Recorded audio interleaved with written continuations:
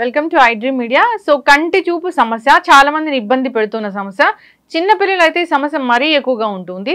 అయితే కంటి చూపు సమస్య మెరుగుపడడానికి ఎటువంటి హోమ్ రెమెడీస్ ఉన్నాయి, ఎటువంటి టిప్స్ ఉన్నాయి, ఎటువంటి ఎక్సర్సైజెస్ ఉన్నాయి, వెజిటబుల్ థెరపీ దీని గురించి ఏం చెప్తుంది, వివరాలు తెలుసుకుందాం. మనతో పాటు ఉన్నారు ప్రముఖ vegetable therapist and sun spiritual society founder Vikramaditya Guruji garu. గురుగారు నమస్కారం అండి. సూర్యోస్మిత గురూజీ, చిన్నపిల్లలు ఇప్పుడు ఎవరిని చూసినా కానీ కళ్ళద్దాలు ఉంటూ ఉన్నాయి. సో 20 years ఆఫ్ ఏజ్లోనే కంటి చూపు సమస్య వస్తూ ఉంది. జనరల్గా అంటే ఎప్పుడో పెద్దవాళ్ళలో చూసాం, కళ్ళద్దాలు అప్పుడు ఉండేవి, సో ఇప్పుడు మారిపోయింది. ఈ కంటి చూపు సమస్యలు అనేవి ఎందుకు వస్తున్నాయి? దీనికి హోమ్ రెమెడీస్ అంటే ఏమున్నాయి? ఏదైనా బెస్ట్ టెక్నిక్స్ కానీ బెస్ట్ ఎక్సర్సైజ్ కానీ ఉందా దీనికోసం? 100% ఉన్నామో. ఇప్పుడు ఉన్నటువంటి పరిస్థితిలో మీరు ఇంకా 20 అన్నారు, 20 కూడా కాదు, 10 ఏళ్లకే కళ్ళద్దాలు పడిపోతున్నాయి. ఇంకా చిన్న వయసులో 5-6 ఏళ్లకు కూడా కళ్ళద్దాలు పడేటువంటి పరిస్థితుల్లో ఇప్పుడున్నటువంటి జనం ఉన్నారు. ఇక్కడ వేదం ఒక మాటను చెప్తూ ఉంటుంది. ప్రతి మనిషి కూడా అంటే ఊహ తెలిసిన తర్వాత అంటే చదవటం అంటే కంటి ద్వారా చూసి నేర్చుకునేటువంటి ప్రతి జీవి కూడా వ్యవసాయదారుడై నాగలితో దుక్కి దున్నినట్టు ప్రకృతిలోంచి దుక్కి దున్ని శక్తిని స్వీకరించాలి అంటుంది. అంటే ఇది ఒక డొప్ప అనుకుందాం, కంటి రెప్ప ఒక డొప్ప అంటే ఒక పార అనుకుని ఇలా కొట్టినప్పుడు భూమిని కొట్టి మట్టిని తీసాం. ఇలా కొట్టడం ద్వారా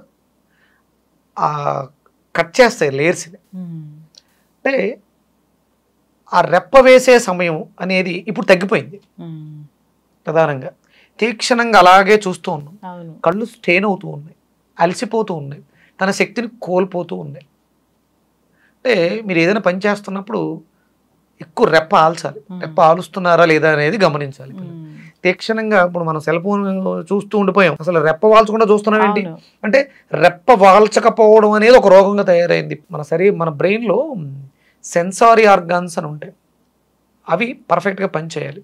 అలాగే మనం తీసుకునేటువంటి గాలి వాయువు మారుతూ ఉంటుంది. వ్యాన ఉదాన సమాన ప్రాణ వాయువులు లోపలికి వెళ్ళి ఆ ప్రాణవాయువు అక్కడికి వెళ్ళకపోవడం వల్ల రెప్ప వేయటం అనేది తగ్గిపోయింది. దీన్ని మెరుగుపరుచుకోలేకపోవడం వల్ల మరి పుట్టిన వెంటనే పిల్లలు ఇవన్నీ ఎలా చేస్తారు?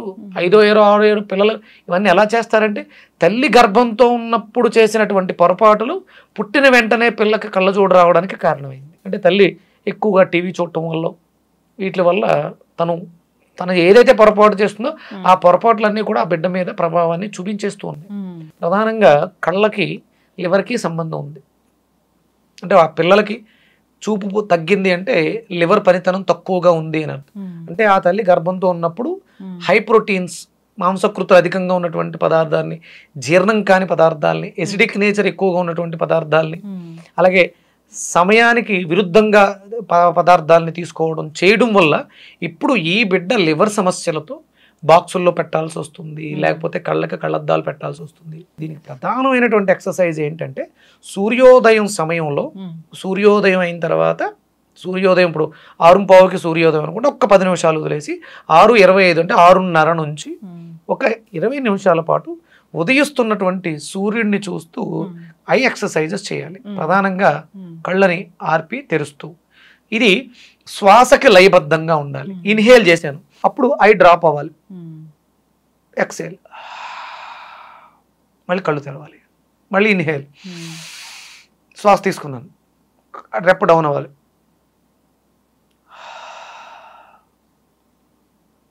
ఇలా inhale, I drop, hold, exhale, I open. ఇది సూర్యుడి కిరణాలలోంచి శక్తిని స్వీకరించడానికి అవకాశం ఏర్పడుతుంది. ఇన్హేల్ చేసినప్పుడు శక్తి లోపలికి వెళ్తుంది, కన్ను రెప్ప అలా తీక్షణంగా చూసాం కదా, హోల్డ్ చేశాను, శక్తి లోపలికి వచ్చింది, అలా స్ప్రెడ్ అయింది, మళ్ళీ ఎక్సేల్ చేశాను, మళ్ళీ ఆ శక్తి అలా వ్యాప్తం చెందింది. ఇవి రెగ్యులర్గా చేస్తూ ఉండాలి. అంటే ప్రతి మనిషి కూడా సూర్యోదయ సమయంలో వ్యవసాయం చెయ్యాలి, ఆ సూర్య కిరణాలని పుణికి పుచ్చుకోవాలి. అలాగే దాంతోపాటు మనకి లెఫ్ట్ అండ్ రైట్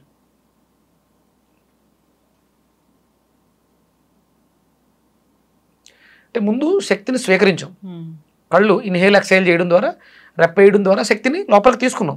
తీసేసుకున్న తర్వాత దాన్ని నలుదిక్కుల వ్యాప్తింప చేయటం. అలాగే క్రాస్లో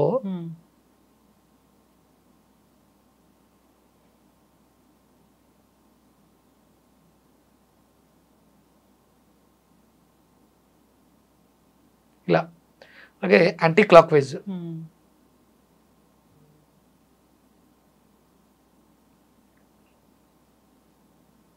మళ్ళీ క్లాక్ వైజ్,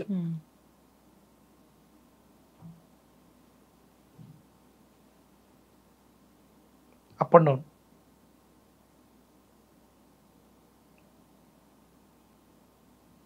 ఇలా ప్రతినిత్యం కూడా చిన్నపిల్లలే కాదు, పెద్దవాళ్లే కాదు, అందరూ చేయాల్సినటువంటి ఎక్సర్సైజెస్ ఇవి.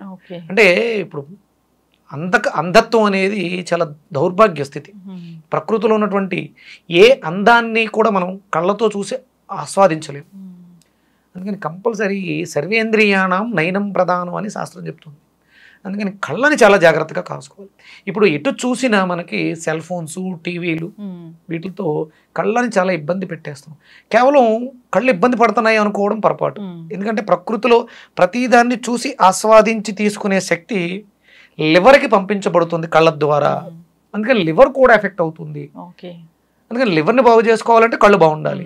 కేవలం ఒక్క కళ్ళే కాదు, లివర్ కూడా ఎఫెక్ట్ అవుతుంది. ఈ లివర్ ఎఫెక్ట్ అయితే దీని ప్రభావం కిడ్నీ మీద ఉంటుంది, ఆ ప్రభావం మళ్ళీ ఊపిరితిత్తుల మీదకి, హార్ట్, అయితే చాలా సిస్టమ్స్ని పాడు చేసేస్తుంది. అందుకని కళ్ళకి విశ్రాంతి అవసరం కాబట్టి మనం నైట్ చాలా త్వరగా విశ్రమించాలి, రెస్ట్ ఇవ్వాలి.